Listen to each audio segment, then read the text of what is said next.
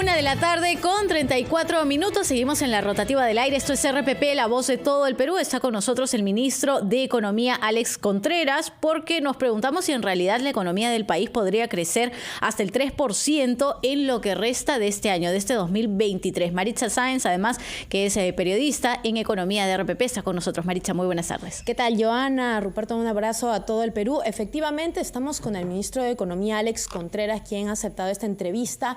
Es la primera entrevista que da a los medios a nivel nacional, luego de la presentación de este marco importante, también donde se presentaron las proyecciones económicas. Ahora, también hay una fecha que se está esperando, que es este 6 de septiembre, donde se van a presentar ante el Congreso y se va a presentar y se va a exponer el proyecto de ley del presupuesto. Ministro, si nos puede dar más detalles. Entendemos que en esta oportunidad el gobierno está pidiendo un presupuesto mayor de lo que fue asignado este 2023, pero ¿en dónde se van a enfocar?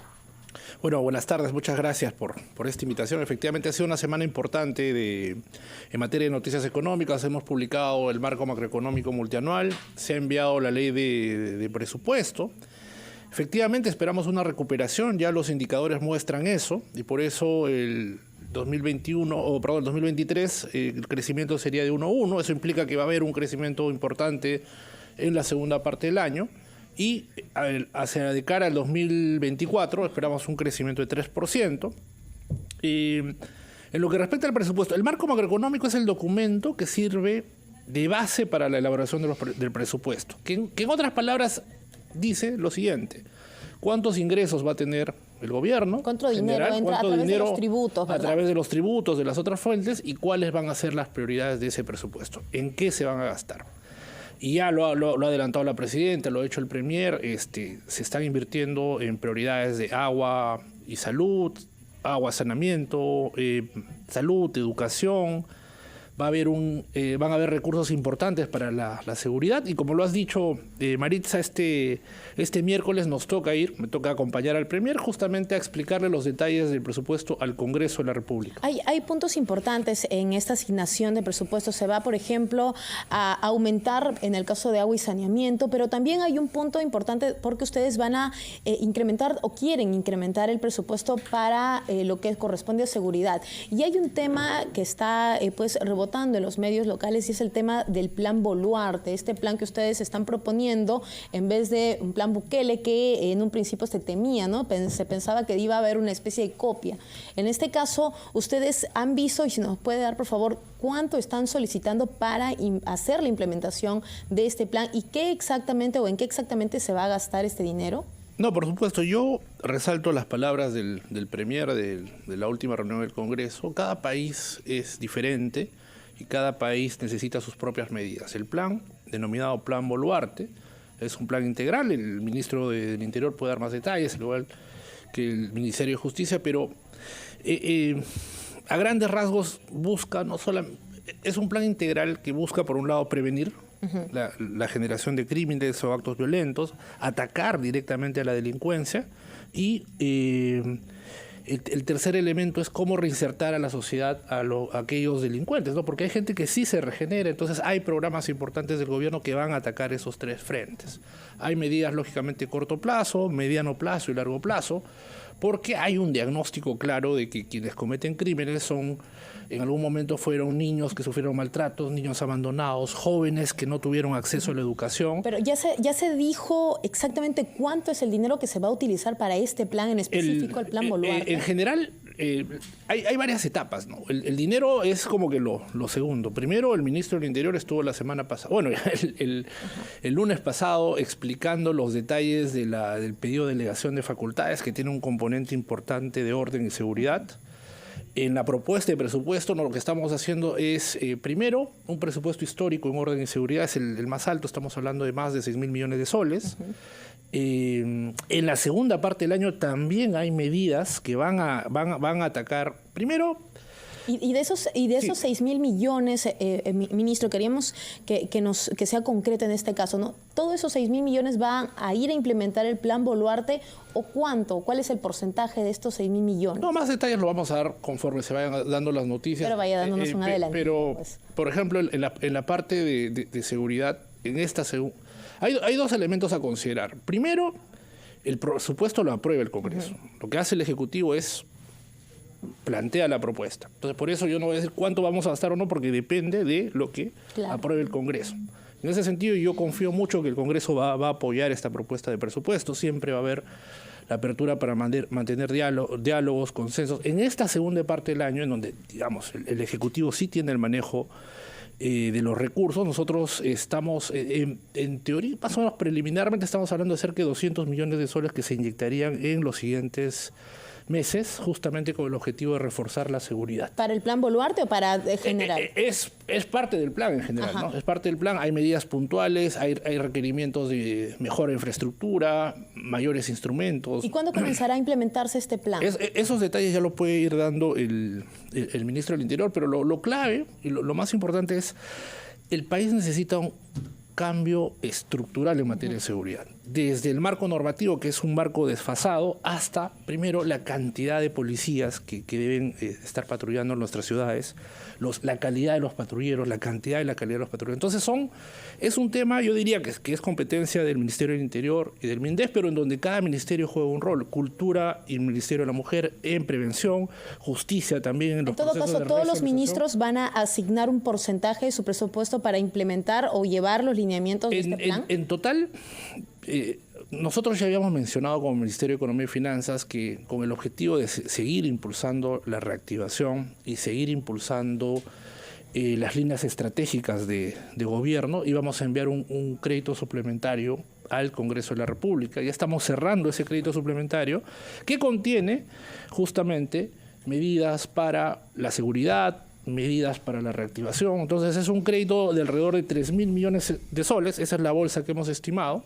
En total el paquete es como de 6.000 millones y es en este crédito suplementario donde vamos a tener los detalles de cuántos recursos adicionales vamos a darle a la seguridad, pero lo ha dicho el Premier con toda claridad, este gobierno es un gobierno que quiere revertir esta tendencia negativa de incremento del narcotráfico, de incremento del crimen, de incremento de la percepción de violencia, y eso implica, primero, tomar medidas normativas, las acciones respectivas que puede emprender el Ministerio del Interior y Justicia, como Ministerio de Economía, proveerle los recursos, y no se va a escatimar en materia de seguridad porque es una prioridad nacional. Ahora, ministro, al inicio de la entrevista usted refería que ya han proyectado el crecimiento de 1.1% para el cierre de año. El año pasado, el 2022, el crecimiento fue de 2.7% y la pobreza ascendió a 27.5%, si mal no recuerdo. O sea, hubo un incremento en comparación del año anterior. Ahora, ¿va a incrementar la pobreza al cierre del 2023? Algo que es importante, y creo que debemos dejar de lado la costumbre de esperar hasta el balance anual para ver lo que ha pasado. Por eso que en el MEF lo que hacemos es un seguimiento trimestral con estimaciones. Entonces, ¿qué pasó? Vino la pandemia, hubo un salto de cerca de 10 puntos en la pobreza, llegamos casi a 30%, se redujo efectivamente en el año 2021. El año pasado, desafortunadamente, hubo un incremento de la pobreza. A inicios de este año, enero, febrero, marzo, producto de la conflictividad social, hubo un incremento de la pobreza. El niño también debe haber afectado también marginalmente a esto, pero hacia adelante lo que esperamos es tercer, cuarto trimestre de los siguientes años que continúe el proceso de reducción de pobreza. Pero como le mencionaba, ¿no? Con este bajísimo crecimiento que ustedes mismos están proyectando de 1.1%, ¿realmente la pobreza va a disminuir si tenemos en cuenta que estamos ahorita a 27.5% o va a bajar? Nuevamente, por eso hay que tomar en consideración primero el año, ¿no? Entonces, ¿qué ha pasado?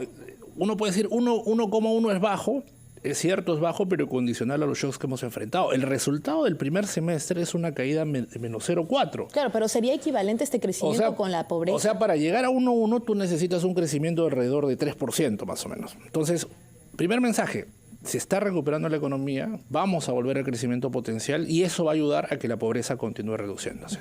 En segundo lugar, y es súper importante lo que dices, en escenarios de bajo crecimiento, si no haces nada, tú esperarías pues tú tendrás problemas con la pobreza. Entonces, ¿qué hicimos en el plan Compunche Perú justamente con el objetivo de mitigar el efecto de la pobreza? Políticas sociales activas. Y nosotros confiamos que las políticas sociales, los programas de apoyo a los vulnerables que implementamos en Compunche Perú, estamos hablando de cerca de 3.000 millones de soles, van a ser claves para amortiguar o revertir la tendencia de incremento de la pobreza. Entendemos. Ahora, el crecimiento económico que usted mismo menciona de 1.1% no da una buena expectativa en cuanto a la economía.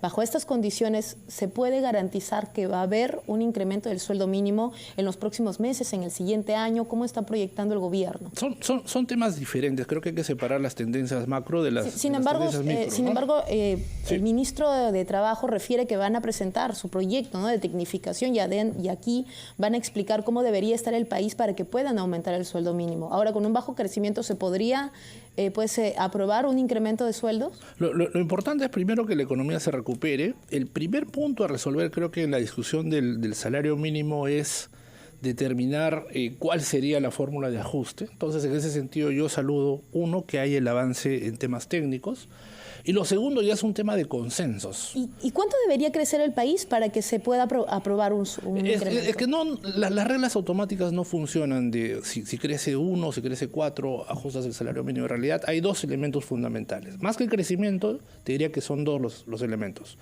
Uno, la inflación, y dos, la productividad. ¿Por qué es importante que se reúnan los técnicos para definir la fórmula o los mecanismos de ajuste? Porque hay varios indicadores de inflación subyacente, sin alimentos, claro, energías. Entendemos que está reduciéndose, pero ¿qué decirle a la población? Y lo segundo, en la todo productividad. caso? Decirle a la población, primero, que hay señales de recuperación. Segundo, la gran preocupación respecto a la inversión privada, que nuevamente este año van a haber 52.000, a pesar de que va a ser un año de crecimiento, van a haber 52.000 millones de dólares en inversión privada. El año pasado, en el 2022, se invirtieron 50.000 millones de dólares. Entonces, este año vamos a tener más de 2.000 millones de dólares de inversión privada que tuvimos el año pasado. La caída que se observa es un tema estadístico porque tú utilizas por la inflación, ¿no? Pero en términos concretos, el año pasado se invirtieron en el Perú 50.000 millones de dólares y este año, a pesar de que el primer semestre fue muy duro, se van a invertir 52.000 millones de dólares. Eso es un avance de cara a la recuperación de la economía, ¿no? Y esta recuperación de la que usted habla, ¿cuándo se va a sentir en el bolsillo de los peruanos? ¿Por qué? Porque le comento que si bien es cierto la inflación está bajando, los productos alimenticios están variando sus precios. Por ejemplo, el limón ha triplicado prácticamente su precio en los 2 últimos meses. La cebolla, si bien es cierto, se está restableciendo, pero ha sido un golpe duro. Y el pollo está bajando, pero por poca demanda. O sea, a la gente no le alcanza la plata para comprar. En esta situación, ¿qué le podríamos decir? Lo más importante, como mencionaba, es que ya se está recuperando la economía. Julio viene mejor que junio, agosto mucho mejor que julio. Esto se va a reflejar de todas maneras en una recuperación del empleo.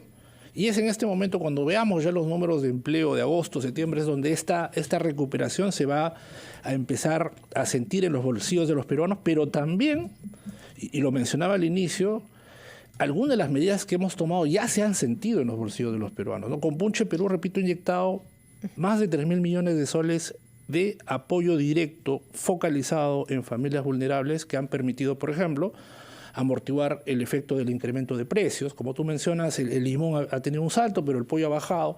En promedio, lo que esperamos, además de esta recuperación de la inversión en el tercer y cuarto trimestre, esperamos que la inflación continúe moderándose. En ese sentido, las transiciones son complicadas. Cada mercado tiene su particularidad. ¿Qué pasó en el caso del limón? Perfecto, ministro. Tenemos que cerrar. Sí, claro. Sus palabras finales, por favor, algo breve. Uno, estamos avanzando en la recuperación. Dos, estamos tomando medidas con el objetivo de mejorar el bienestar de los ciudadanos, de que se reactive el empleo, la inflación continúe reduciéndose y atacando problemas centrales que afectan al ciudadano, como también como la inseguridad y otros males. Perfecto, le agradecemos mucho al ministro de Economía, Alex Contreras, dando declaraciones para RPP Noticias. Joana. Muchas gracias, Maritza Sáenz, con el bloque económico, con la entrevista también al ministro de Economía, Alex Contreras. Ministro, gracias por estar aquí en la rotativa del aire y en RPP. 1:49, hacemos una nueva pausa y volvemos.